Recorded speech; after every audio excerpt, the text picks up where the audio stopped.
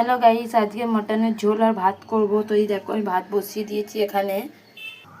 আর এখানে নিয়ে নিয়েছি মটন, এখানে বড় বড় আলু কেটে নিয়েছি, এখানে টমেটো, এখানে কাঁচা লঙ্কা, এখানে পেঁয়াজ কুচি, আর এখানে আদা রসুন বাটাটা পিসবো। তো এখানে সব রকমের মশলা অ্যাড করব। এই দেখো নিয়ে নিয়েছি গোটা গরম মশলা, জিরে গুঁড়ো, ধনে গুঁড়ো, হলুদ গুঁড়ো, ঝাল গুঁড়ো লঙ্কা, আর এখানে হচ্ছে কালারের জন্য কাশ্মীরি গুঁড়ো লঙ্কা, আর এখানে একটুখানি নিয়ে নিয়েছি টক দই। তো চলো ম্যারিনেট করি, তোমাদেরকে দেখাই। আমি এতে মটনটা ঢেলে নিলাম বাটিটায়। এখানে দই অ্যাড করব।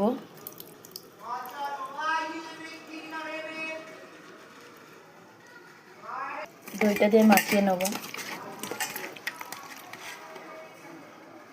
দেখো মাখিয়ে রেখে দিয়েছি। তো এখানে মশলা পেশার জন্য আমি আদা রসুন, কাঁচা লঙ্কা, সামান্য একটু পেঁয়াজ কুচি, একটুখানি টমেটো, এখানে আদা রসুন বাটা দিয়েছি। আর এই লাল লাল যেটা দেখছো এটা হচ্ছে টমেটো আর শুকনো লঙ্কা বাটা। এটা দেবে, খুব সুন্দর টেস্ট হয় খেতে, দোকানের মতন। আর এখানে দিয়ে দিলাম পেঁয়াজ কুচি, অ্যাড করে দিলাম। আমি সব ম্যারিনেট করে তারপরে একেবারে বসিয়ে দিই। ম্যারিনেট করে নিচ্ছি, মাখিয়ে নিলাম আমি। তো চলো এর মধ্যে এবার অ্যাড করব হচ্ছে হলুদ গুঁড়ো। দাঁড়াও, হলুদ গুঁড়ো, এখানে ধনে গুঁড়ো, এখানে জিরে গুঁড়ো,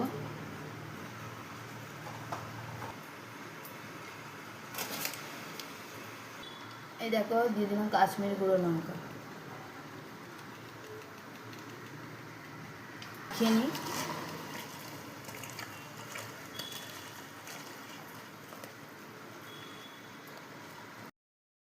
20 মিনিট মতন আমি এটাকে ঢাকা দিয়ে রেখে দেবো।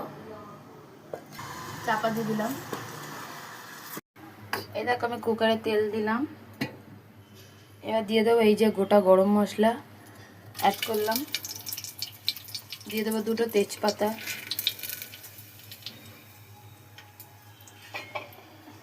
আলুটা দিয়ে দিলাম। দিয়ে এবার দিয়ে দেবো আমি এই মটনগুলো, ম্যারিনেট করার জিনিসটা দিয়ে দিলাম প্রেসারে।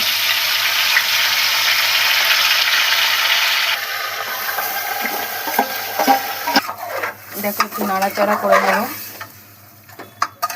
দেখো আমি নুন অ্যাড করলাম। দই মাখানোর সময় কখনো নুন দেবেন না।